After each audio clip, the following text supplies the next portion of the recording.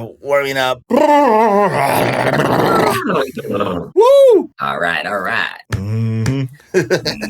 You do feel less pain when you swear. Do you know that? They made a serious research, and if you swear while doing like painful stuff, the threshold of pain just That makes sense in a way. Let's just start this one swearing. What is up, bangers? Welcome back to the Banger Cast. This is me, Nuno, Bianchi, your content manager for Bangers, see my face and videos, and this is Alvaro Bonnelly, our copywriter. Proud to be here again. ¿Cómo estás, Alvaro? Vamos. Let's talk today. What did you say, sir? I just swear in Spanish. All right. You guys do the lip reading. We're here today to talk about gaming. Gaming is huge. We're a gaming company. I've been gaming my entire life, but how does game go beyond video games? We're all playing some game right now, like whether you want it or not. Everything now is gamified, not only video games, but also social media. Almost every single app on your phone right now has some kind of reward system, but also like the HR platform at our day job is probably gamified as well. So how can we better understand the games we're in? How can we look at them as to be better players and to at least feel like we're winning? Someone's always taking a little bit more from a certain game than other players. So how can you make sure that is worth for you? Deep question, Alvaro. We're going profound again. I feel like we're gamers and philosophers, all of us, constantly, because we all ask ourselves deep questions constantly, whether it's inside, that inner dialogue is always going on. It doesn't exclude anyone in this world, right? But what I do love about what you're proposing, in a way, is to kind of ask questions, right? And probably, I think that's one of the principles and intentions and purposes of what we're doing here today, right? Is to probably ask better questions. And I wish that was me, myself, who came up with it, but I think a lot of great philosophers and minds have established that as kind of the purpose, is just not to find better answers or the right or wrong answer, but to ask better questions. And I think for that to happen, we need to kind of understand as well where we're coming from, because you said we're always in a game, right?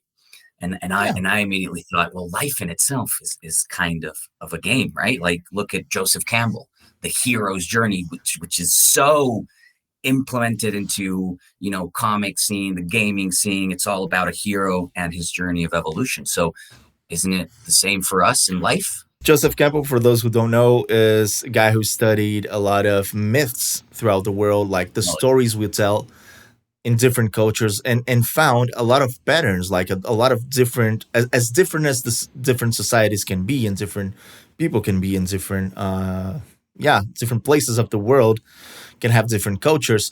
We're pretty much telling the same stories, right? So the hero's journey is like a template of how people tell stories of overcoming and perseverance and of learning, right? And even cautionary tales as well. So we're all in these stories where in which like some sort of game, some sort of winning and losing and stakes and different ways that you connect that can provide you with different outcomes that can be more or less advantageous to you or others. This is all in play, right? Not necessarily winning or losing, right? So this is something that I also wanted to talk about. We always see gaming as a winning and losing, and having a winner and a loser, and always being about competing. And that's most times that's not even the case. Absolutely. And again, now I just get a pour of more questions come through and flying through. It's like, it seems like all we're going to do today is ask questions. No, do not come looking for responses. No, but like, because you were saying right there, it's about winning and losing, but what is winning, right? Today in life, we have this such a clear image of success, very much imposed by society, but also of winning, which is always coming ahead, right? Is finishing ahead. But we play so many different types of games. And so I want to bring it back just to, get some sort of context and focus to your initial question, right? You were saying how to better understand the games that we are in daily.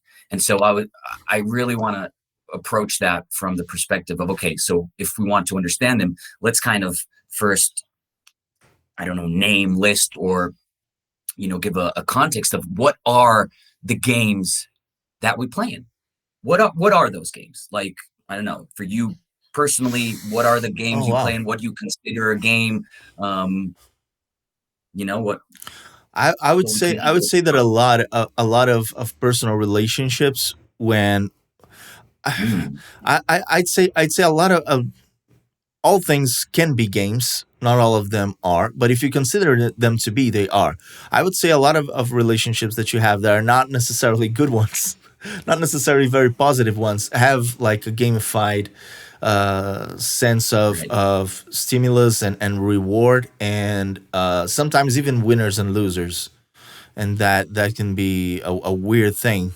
So I think you approached it in a like professionally. You have games that you play for sure, like if you're in a corporate environment and like career decisions and who's gonna be promoted, like what the goals, like how do you call it, like performance Performance goals objectives.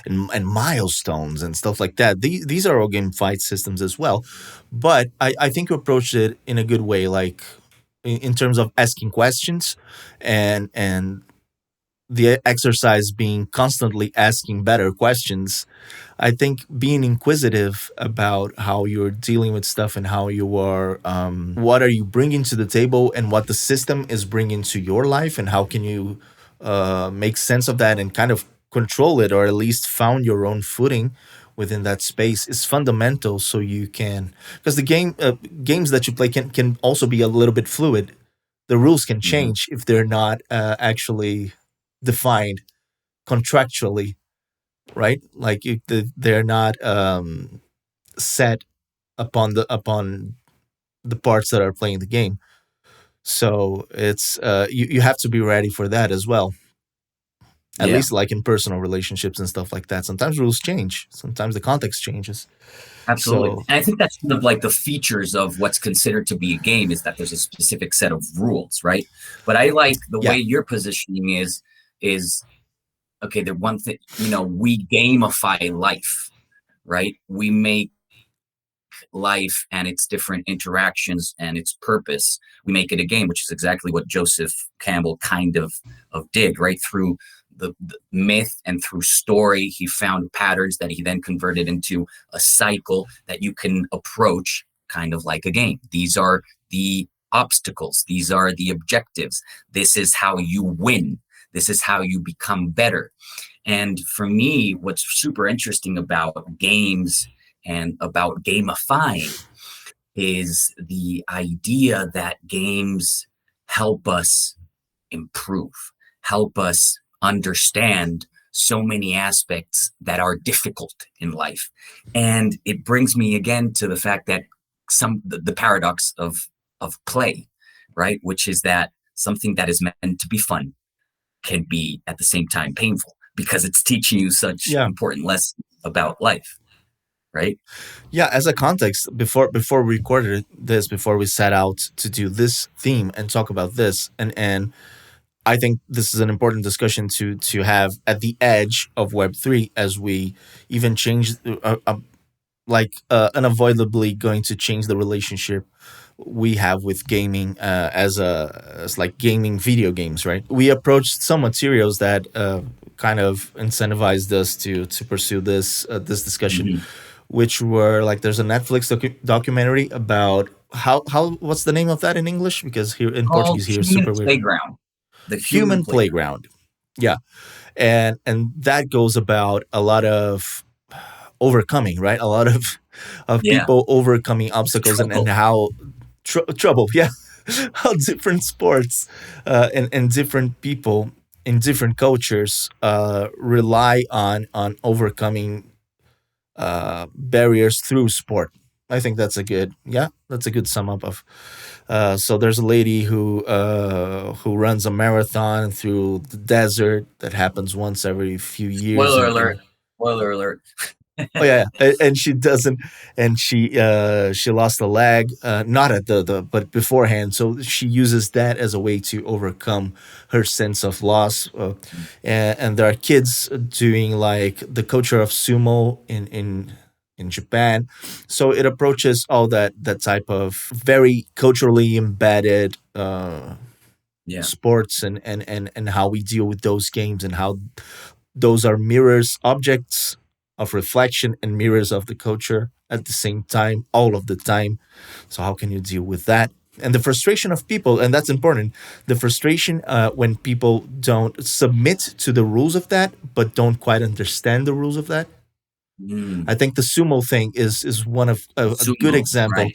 because it gets the kids so young that they are unable to kind of understand. The kid says it's like, oh, sumo culture has a deep and a deep history that I yet don't understand. He says Right. that. So, but he's submitted to that. The weight of all that is, but he doesn't understand it still. So it's super weird. And So he's and oppressed by the that in beauty some of way. that the beauty of that is that you brought another reference, right? Which was a book that was Yeah, yeah, called Homo Ludens, right? So I was doing a little bit. I haven't read it. I'm not gonna pretend I it's all have, right. but I did research a little bit about it, right? And I found the paradox of play come back to it because this author, which whose name I cannot mention because I cannot remember it. But maybe you do. In any case, he comes out. He I comes up. actually don't. It's not Voldemort. It's not Voldemort. He comes up with No, it's not. It's not. We a can list name of. him. We can. I'm sure we can. So in any case, he comes up with a list of 5 characteristics that play must have. Do we have this name? Yeah, he's a Dutch historian. The book's called Homo Ludens, and Right? it's by Johan Huizinga. The book is Huizinga. from There you go. the ooh, Pretty old, right? it's Pretty. from I'm looking it's up. from the late 30s, like 38 or something. Oh, okay. We're talking less than 100 years Yeah, old. All right. So in any case, there's 5 characteristics to games, right? One is that play is free, right? Which goes to kind of contradict the sumo, right? It's like I don't understand why my culture values this. So there's like a lack of understanding and perhaps almost a lack of freedom to a certain extent because you're doing something because of the value that it is inherent in its culture perhaps, right? So how much is it yeah, play? How much is it, I find that paradoxical. It's yeah, not that yeah. it should be You mean but it becomes obligation, right? It Mhm, becomes. Oh mhm. wait, yeah, yeah. That's big. That's big in gaming too. It's a fine line between, especially with esports and stuff, when it becomes a job. and and Yay. and people always say, do what you love and you won't have to work a day in your life. And that is uh, the biggest boop that I've ever heard. And by myself I've been through that you want to do the things that you want to do and play by your own rules. But then when you make that a professional thing and you have to conform that passion to someone else's rules, it becomes something entirely different, and you have to work every single minute. I guarantee you, and it's going to test your passion for sure. And it's It interesting might that you not mentioned survive. the esports part because rule number 5 of this book is play is connected with no material interest and no profit can be gained from it. Now, obviously, this guy is just offering his perspective, and we know to this day that it doesn't have to be like that. Or again, that here comes the paradox of play because maybe in a context where pure innocence in the child is playing, this makes a lot of sense. But we're just looking at how play can be um, a means towards growth, a means towards overcoming suffering, and I think it can be a means towards earning potential as long as the intention behind it is well defined. I would argue that banger is within the pure play. because listen, the title of the book is Homo Ludens, right? Mhm. So it's like it tracks back to like Homo sapiens, right? So it's a very primitive, very fundamental, like building blocks of who humans are, and what he means by not having. What is the rule again? Say the rule again. Play is connected with no material interest, and no profit can be gained from it. Perfect. I still think that Banger does that because when you take out of the equation the fact that you need to think about gaining and you're performing the action and you are because within the pure play, within the pure, like within that context that he's given, Mhm. you're not worried about compensation, but you do if you don't have anything compensating you, it's not play, right? If you don't have a reward of any type. Reward involved. Exactly. But what he's saying is that the reward is not the end goal. So I would say that Banger has a way of making it so fundamental to the experience and so ingrained in how you exercise your passion for playing games that it's kind of it takes the thinking about reward and the acting towards getting more rewards and farming and that type of gets that out of the question. Yeah. So I would say Again, it's closer to pure play than most gaming experiences. and again, for me, it's about also the intention. Perhaps I could see where, and again, this is about, asking questions and understanding the a concept that I learned through Andy Tudhope in his company Cornell, that talks about complementary opposites, right? So it's not the fact that there's this one line that defines the reality, but that two complementing statements about the same thing can actually give us a higher level of understanding of what that thing is. And I think that's where this statement and what's happening today in the gaming industry comes and brings it together. And I feel like that's a big part of what we're saying and of our values when we talk about the joy of gaming comes first, right? That doesn't mean that Yeah, it can come without earning potential. yeah. It's kind of what he's saying is kind of against the idea of play to earn, right? Right, Because right. Or play to in earn. his concept, play to earn is just a paradox because you're either like it's play to play, just play to play, and that's it. And if you earn something, great. Because if you're not earning, if you're not getting rewarded in any sense, maybe you're not even playing. You're just doing stuff, just doing something. But the end goal being the reward is can be toxic, can create a toxic relationship for sure, and it does, and Right. we know that. Yeah. Or it So doesn't, but then it's not play, then it's a profession or something like that. that's, the thin line on which different arguments can fall on one side or the other. And what I wanted to throw you another one here, because the second characteristic that he names is play is not ordinary or real life, right? And so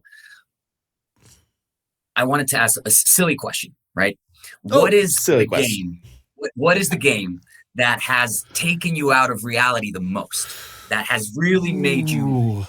play to the level of complete absorption where you were like, okay, I'm definitely in another reality. Oh wow, dude. That is a heavy one. Maybe okay. Let's phrase it Wow. again. Not such a silly question. What is the game that has That's such absorbed you a the most and taken you to another reality?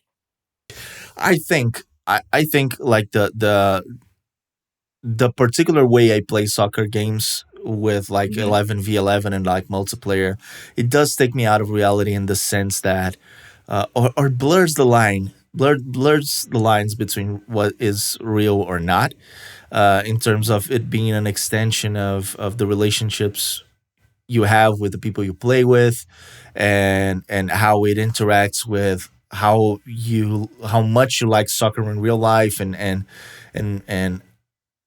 your projected dreams of being a soccer player at some point, that it's more realized and better rendered playing that way than playing like regular one versus one, like ultimate Right. team or whatever.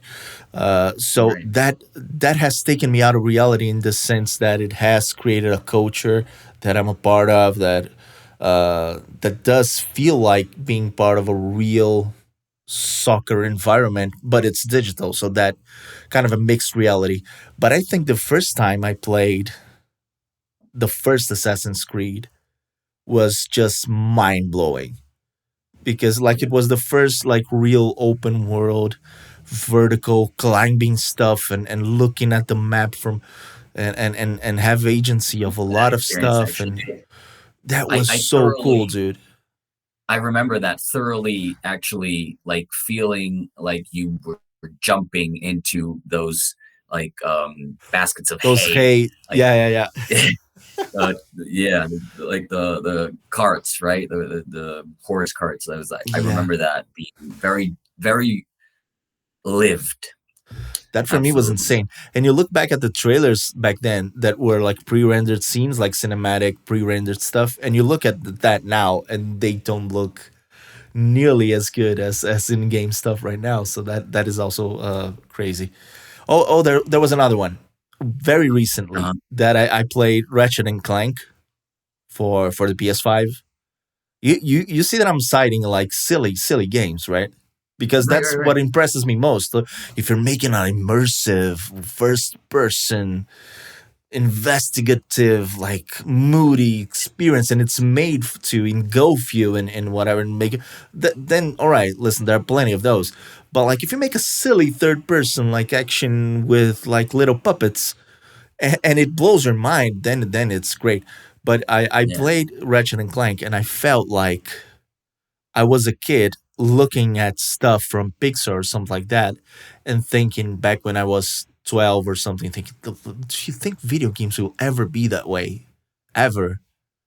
And and then they were. And when I felt like they like that one was, I got kind of, what is happening right now, that like the vastness of this world and the scale of this, but the detail at the same time, and how this doesn't take me away of the experience. I don't remember that I'm playing a game. So when you say, oh, it distinguishes from reality, so that was kind of playing a Pixar movie. It was better than the Ratchet and Clank movie. The game was better than the actual Ratchet and Clank movie that came like 3 or 4 years before that. So that was pretty insane. Like I got sincerely moved by that. What I love, something that you said right there, for me is fundamental to the nature of play, the nature of you know real play, let's say. But what is real play? And it's the ability and the necessity, in a way, to become a child again. Because only through becoming a child or being a child can you completely kind of let go of the adult reality and responsibilities that we carry along our day, right? And so that's why, for me, for example, it's so easy to define that moment, because it was when I was 10 years old, or 8, 9 years old, 10, and I was playing Zelda Ocarina of Time on the 64. Like it was that was I was in the fields, riding Yeah, the horse, playing the ocarina, struggling to pass the levels, chasing a princess. I was the one doing all that. yeah, You know what I mean? It was in Link was his name, right? Or you named yes, it after yes. yourself. Zelda was the princess. Zelda's the princess. So yeah, and I think that was because I was a child. Obviously, same with the Pokemon, right? With the Pokemon in the Game Boy, I was Ash, with Pikachu, and like, and and that journey, I lived that journey very intensely. I want to say the most boomer thing right now. That Sure. is like, you and I, we're from and probably whoever's is sticking around by this time in this video. Uh, Alvaro and I are from a time, like you've played Atari probably, or at least like the first Nintendo, like the first Mario, right? Yeah, yeah, yeah. definitely. And I see that the generation, like let's call them Gen Zs, okay? Probably not, but okay. But like younger people, they haven't. So they're used to, they have a certain because when you say becoming a child again, it inherently depends on when you were a child and what that means, right? Because people Right. who born into the Absolutely. digital era, and they're not having to infer that much, because when you're playing Zelda and you're feeling like you're there, you're kind of, you're taking a lot for granted, right? Like you're having a lot of abstraction. You're having to abstract a lot because the graphics, like, that's not a tree. Come on, you know. But you feel like it is. Okay, like I Yeah. played Enduro, and that was not a racing car. Okay, it was a bunch of, and you infer. Okay, so you infer that feeling, and you have Yeah. to infer a lot in games. Like when I was playing some racing game, and the car was Absolutely. blue. Back in the day, it was Nigel Mansell or something like that, and when we were a red car, because it was like Oh, was it's McLaren. McLaren. McLaren was the red and white one. So I felt like was playing with Ayrton Senna. So I played differently. Even it doesn't, at the time, it didn't make any difference on the attributes of the cars and all. So I have to infer a lot. And I think that kids today don't have to infer as much. So I feel Mm. like coming back to feeling as a kid, and this nostalgia feeling is going to change a lot in the next few years, because people, I see already in forums and stuff in communities, younger people just, they expect stuff to explode and be colorful all the time. So you get to games like Red Dead Redemption, which is so immersive. Like, it's, that is, if you watched any Western movie ever, you're gonna feel as immersed as you can possibly be. Yeah. And but younger people just it's too slow. The animations take too much time. Like, why do I have to?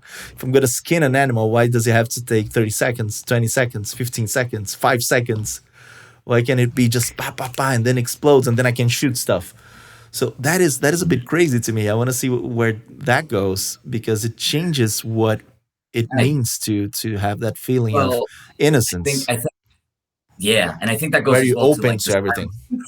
The style of FIFA that you play is it takes you out of reality, but at the same time, it's very realistic, right? Because you Yep. play 11 aside long games, like 45-minute halves. You're up position, you hold that position, you're part of the Oh, it team. doesn't come to 45 minutes. It's a Right, regular but thing. But I mean, the whole culture of the thing is very realistic. the culture, exactly, Yeah. exactly.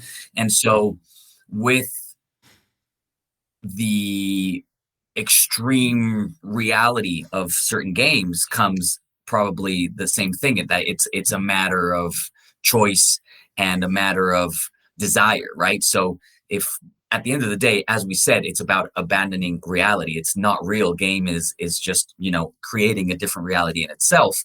Why would you want to escape to another reality or create or enjoy another reality that is so similar to the one that you are already inhabit?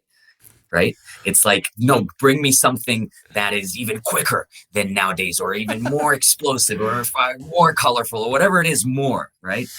Which at the same time is, again, No, that is also market. That is also marketing question, which is really weird, because when I had a tournament of that and everything. So I mean, I was involved with the business side of that. And the big question about broadcasting that type of tournament is, why would people watch this if they can watch real soccer? right. So it comes down to people who also are not in the experience. Like, what does it mean to have a parallel?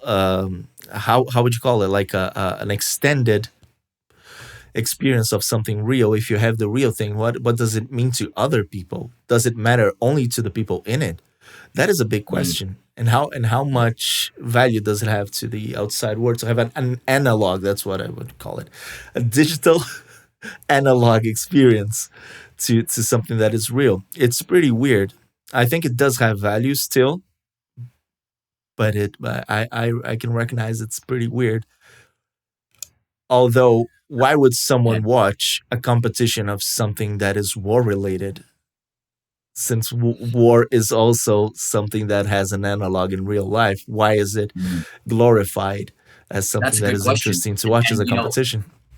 that makes me wonder, that takes me like a question for the audience, which would be, what do you guys value and look for when trying to escape reality or enjoy a different reality through game? right? Like, what do people nowadays, regardless of the generation and the age, what do you look for? What other realities are you more engaged or triggered by? I would really want to know that, because Wow, Nuno, you dude. have kind of an idea, right? Like, you've shared. I do. I would say protagonism and agency are big things, Okay. right? So you're probably being rewarded or being able to inhabit or show express yourself within a reality that is not your own or is an analog to the reality that you're in, but a situation that you can put yourself in real life. So that having agency in a context where you would otherwise have no agency in is amazing. So it's cool. It's cool to be a good 11v11 FIFA player, not being a professional soccer player. That is Yeah. awesome. Yeah. It's awesome to be a good shot at a shooting game without having ever like fired a gun in real life. Even better, I'd say. So it's Out, cool to out have that walking with agency. Sorry. walking with a katana in the middle of Los Angeles. What? Exactly. All the bizarre stuff that Fortnite gives you, like you can be, I don't know, you can be Kylo Ren shooting shooting Neymar and Iron Man, and Iron Man's holding the lightsaber, and Neymar is doing a Kamehameha from Dragon Ball Z or something.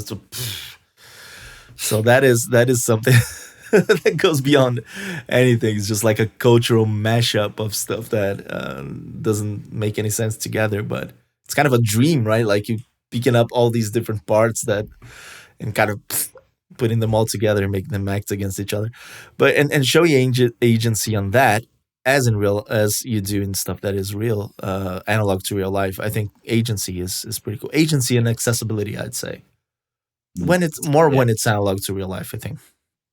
But if you could pilot your own dream, If you and if could you could pilot have your own.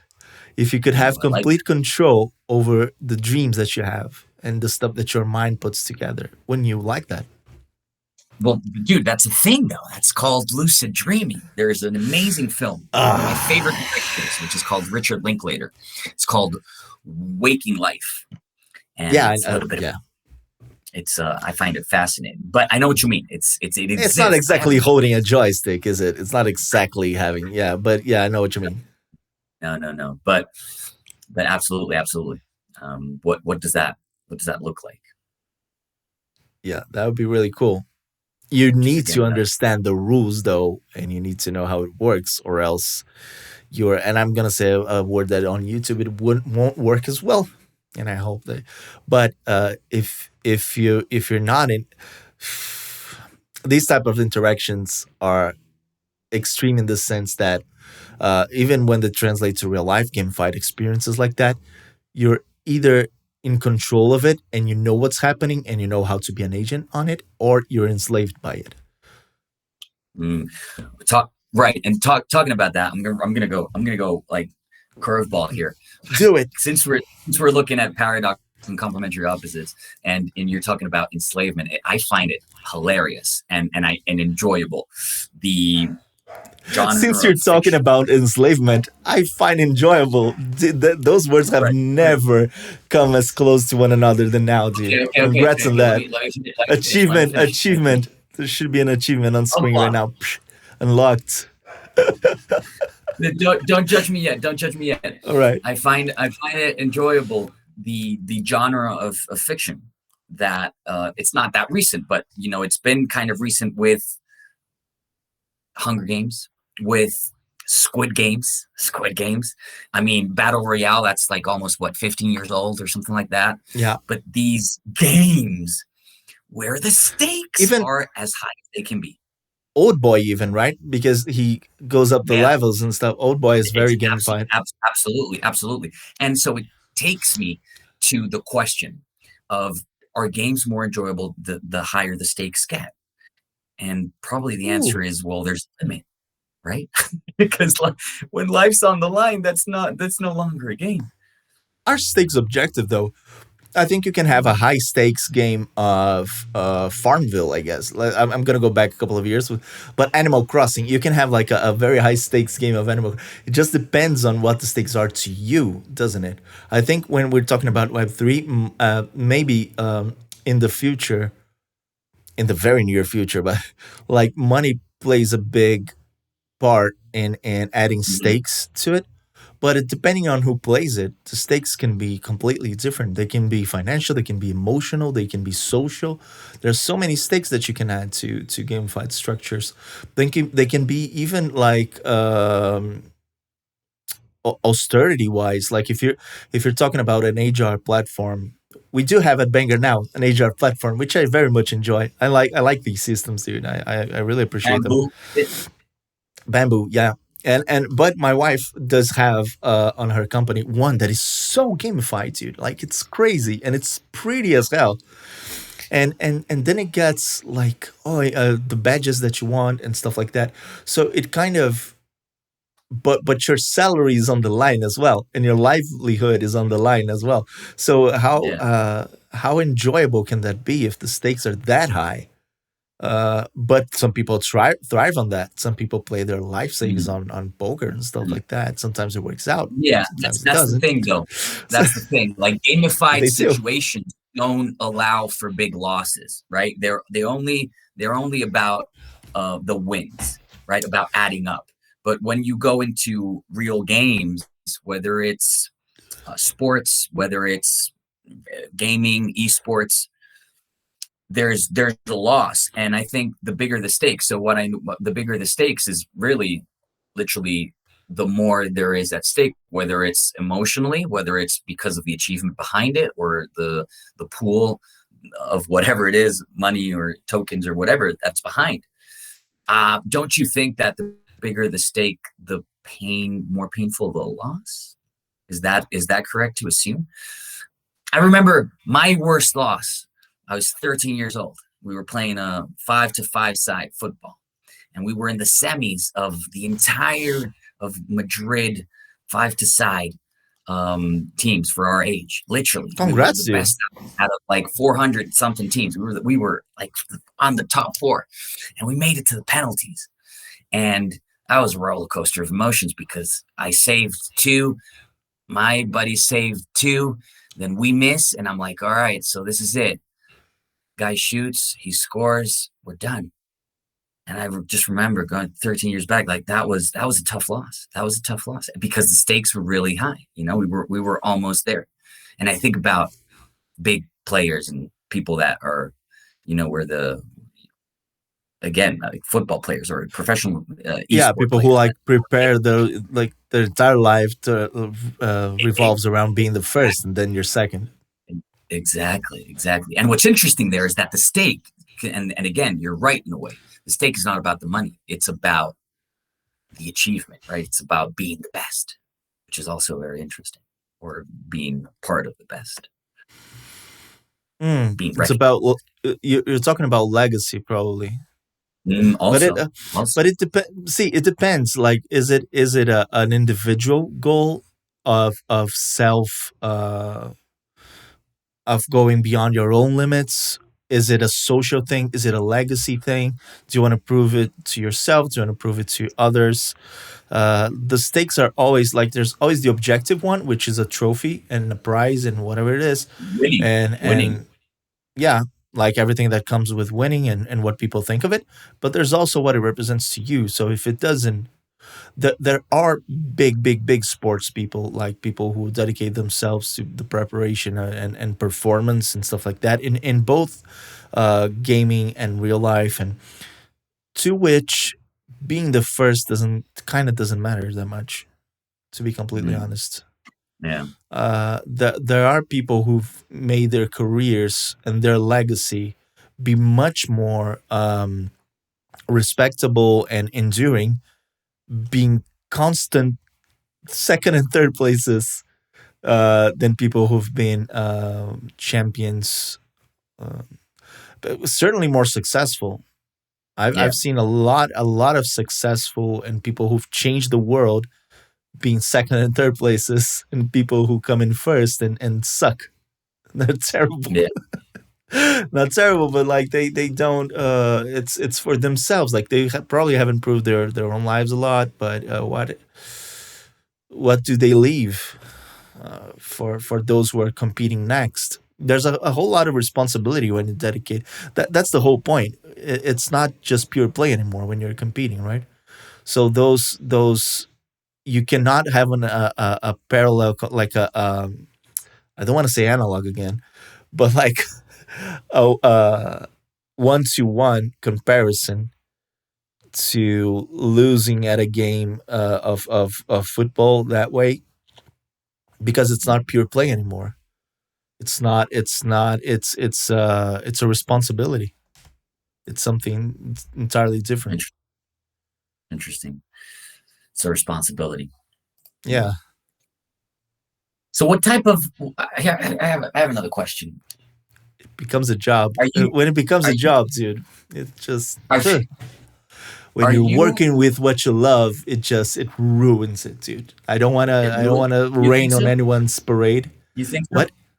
I You think so? it's that is a high stakes game, I'd say. Like having the putting yourself in the position of of living day by day with the risk of ruining everything you're passionate about. Yeah, I don't know. I don't know, man. Like I'm a big Kobe fan, and you know Oh, he loved what he did, and he got to do it every day. I think that's a big privilege. But he had a big desire to improve and to be better. And sure, that had a cost. There's a bunch of sacrifices that had to be made. but you I agree with you. First of all, you're completely correct. But that's if it wasn't a thing, if it wasn't risky, as I'm saying, it wouldn't be for like 1% of the 1% of the one. Yeah, It's yeah, just how many Kobe's do you know? How many Kobe yeah, Bryants do you know? But so it's like, yeah, and it takes a very special type of person and a very like, do you know when you have those work of arts that are just a bunch of stuff hanging on the ceiling, and you have that yeah. one spot that you look through, and then it's an image. Like all those things come together and form an image, but you have to be standing on that spot, or else you won't see it. He was standing at that one spot, and that was the thing. But for everyone else, it's just a freaking mess. That's what it is. Because you really have to be like very personally oriented to getting that thing that way and dedicating yourself and a lot of suffering, dude. Do you think he ever had fun playing basketball ever? Yeah, yeah, 100%. Yeah. He had a lot of fun, but see, I that's a very interesting point. I see myself playing sports, and I do actually. It is a bit, or games in general. I'm quite competitive, right? So at some points, yes, I do enjoy it very much. Now, do I have fun in the sense of am I laughing throughout of it? No, I'm actually more angry than I am joyful, because Yeah. it's an anger outlet. But that's why I enjoy it so much as well. So it's again like Hmm. That's it curious. can be so many things, right? Yeah. Like play can have and gaming can have so many different outlets. See, one of the things I love the most that we talked about at the beginning is this concept of self improvement, because through patterns, right? So through the understanding of repetition and how improving through the patterns that you start observing until it becomes second nature, until the muscle memory and the circuits in your brain just fire automatically and your muscles fire without signaling. That allows a certain level of like you said, agency and capacity to really um, compete and be like excellent almost. Excellent. Yeah. That is fascinating. That I find fascinating, and that is through I believe the playing. So we're talking about such a versatile concept that is so fundamental to the development of us as a species that we Yeah. could be talking here for Yeah. hours, and hopefully we And do uh, get the chance to do so more. yeah, and thinking of it, I've worked with music production a lot, but I think I Hmm. have more fun playing the guitar now whenever I can.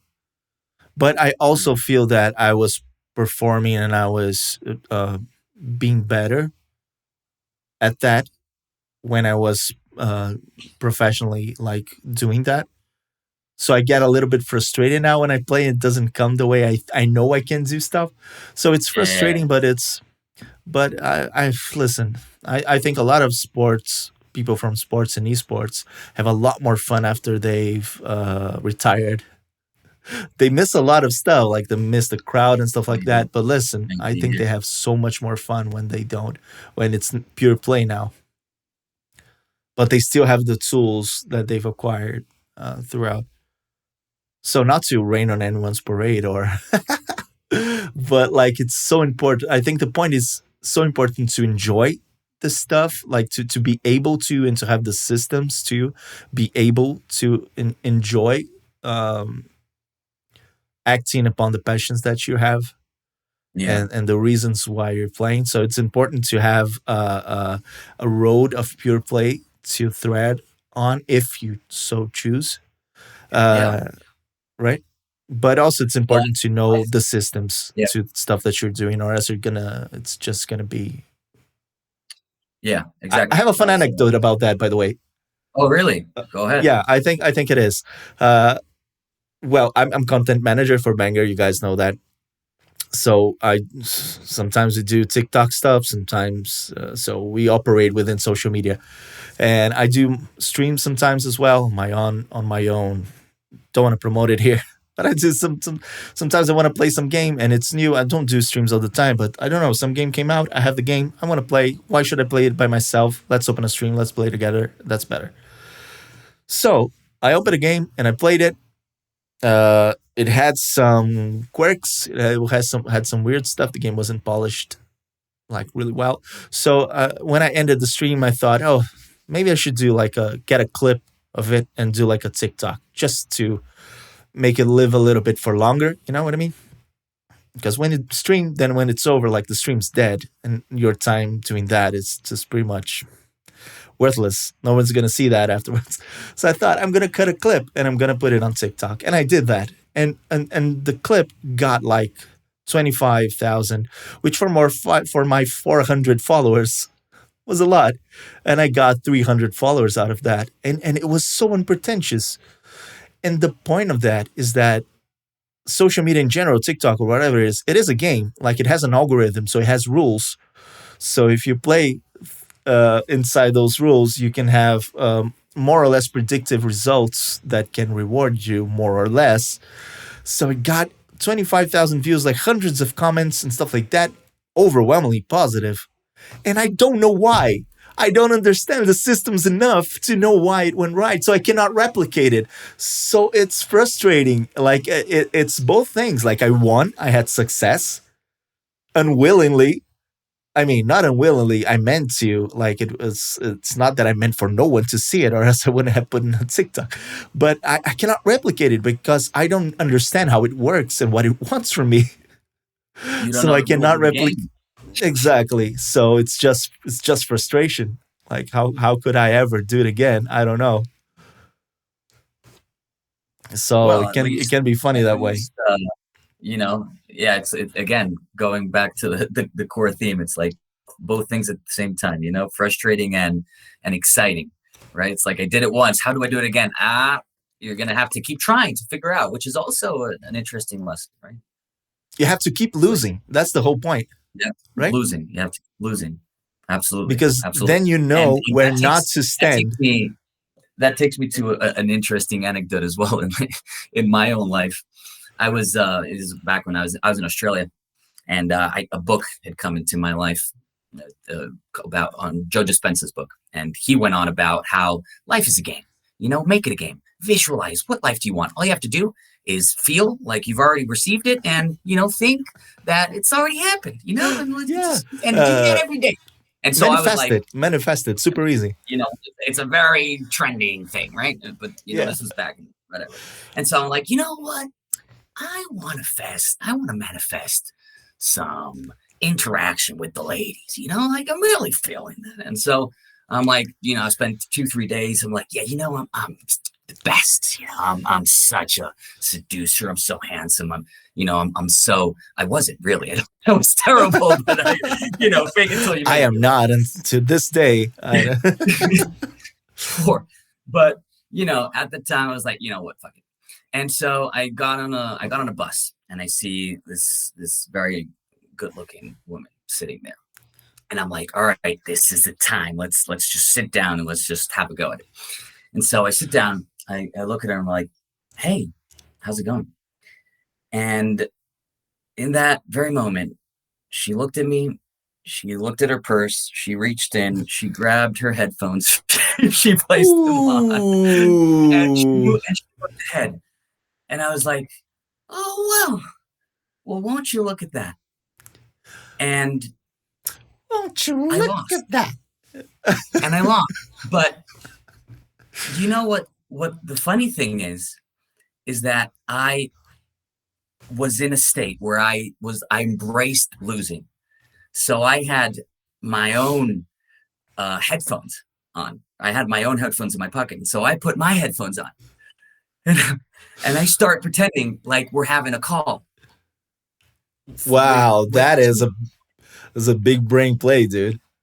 Well, it was. I was fascinated with myself. I never thought of, and GG's, dude. It actually, because she didn't have any music yet. She was, and actually made her laugh, and it possibility like initiated a conversation. She left like 3 stops after. It never ended as anything, but it was like an initial massive loss that I could have just been like, okay, well, this is, and that's life. You have to learn to lose, and through losing comes learning, right? And comes eventually, I don't know if we can call it victory, but at least the sense of improvement. There's so much to analyze from that example, because I think the game changed, right? The game changed, the stakes changed, and taking a win, it's not that you won, it's that the game is so fluid that the first task, the first game was such one, and then after you kind of lost the game that you yourself had defined, but it is contractual. She knew what the game was, and she kind of blocked you out of it. Yeah. But then you made another game out of it, and you won that one, and that was enough for you at that moment, right? Absolutely. So it's not, you still had the loss, but you didn't feel like you lost. So it's all about the stakes that we define for ourselves, and the expectations that we have, and what it means to us and what it means to other people. Because Absolutely. She felt like you won too. Like the reward was the smile and everything. So you got a reward out of it. And that's a very very good point that you bring up as well. I got a reward, and you change the game, and you get rewarded, and maybe you can even sometimes create your own rewards, right? Like you set your own expectations. You set your own expectations, and and that's what Banger does. You can create your own tournaments. You can create your own. Thank you very much. You can have your stuff with other players, and you can have your own games within games, which is going to be it's insanely great. I love that. And that's why we're here today too, like to kind of understand and make sense of the game. If you don't understand why you're playing, if you don't sit down and for a second analyze the motivation. And I know that's a bit cumbersome, and it sounds like it's something that you don't want to waste your time with. But if you do sit down and think of why you're playing the games you're playing, which are the games you're playing in your life, or in your console, or in your computer, or within the games you're playing, like is it do I want to overcome my own limitations on a game that I play? Is it performance based? Is it social? What is it? If you understand that, then the games are going to have more value to you, and you're going to be more successful in making yourself enjoy the stuff that you already love. Absolutely. And I take that same thing and put it out there is like, how do you guys define gaming and define games and playing for yourself. Like Nuno was saying, how do you take out joy? What are your own rewards? What do you look to self-improve? Like, if you look to self-improve, is it just for the joy of gaming? Do you take game like me, like an anger outlet, so that I can self-improve and compete? Yeah. Like, what is it? It's all valid. That's the beauty, I think, of play, right? It's all valid, even if there's just, one rule. I was seeing a game the other day where the only rule was that if you moved forward, the time advanced forward. If you moved backward, time advance. You would go back and past. That was the rule. And up Yeah. On top of that, you would build whatever, these blockchain games, which go beyond sometimes my understanding. But that goes just to the point of, Yeah. How do you define gaming? I would love to know. And I would love to know, what you thought of our conversation and our questions, if we've asked better questions at all. Exactly. If we were successful at this, you have a lot of questions. Ask us in the comments below. Ask us in social media. Shoot us a DM. We do usually. I usually tag, but both myself and Alvaro on posts. You can do it directly to us, or you can DM Banger either on Twitter, even on Discord. Join our Discord server, and you can ask the questions there as well. You can ask the questions on Twitter, even on TikTok. Do follow us anywhere. Do that. Let's have a conversation about this. We do plan on bringing this conversation back.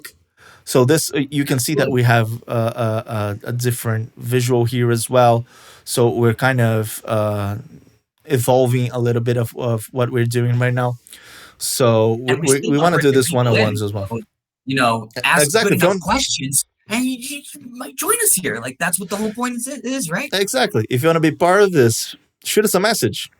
You can be featured here, especially if you engage with Banger and with the community regularly. That's of big value to us, and we would love to have you here, especially if you can, if you think you can talk with us in a fluid way, right? If you're good with these things, let us know. If you're crazy enough to Exactly. to not eat and rumble on the philosophy and the beauty of gaming and playing. Yeah. And maybe we can get out of this knowing why do we play the games we play and understand us better and just feel like we're winning more often than not. Because it is a feeling. I think that's what I think we've came to an answer. Listen, I think we've came to an answer. I don't know how. I don't know how. That's the point. If you set out to do better, to have better questions and ask better questions, you might get an answer out of it. And then the answer we got this time was, listen, maybe most times the not winning is a feeling. And I think that most people would say that's a snowflake answer. But it can be a feeling too. You can win and feel like you've lost, but objectively still a win. So you can get a win out of most things. I think that's a beautiful thing. I mean, Rocky. Look at Rocky. He made it. He made it. He's still alive. We all thought he won. Yeah. But that's it, folks. Listen, me and Alvaro were great. You people are here. Whoever stuck this long, we love you. Thank you all so much. Do follow us on social media. All links down in the description. Follow us on social media as well. Our handles are pretty much everywhere this thing was posted. Until next time, we're going to have guests. We're going to have more of this one-on-one. We can bring you guys in. We just love you. And as always, thank you so much. See you next time. Banger out.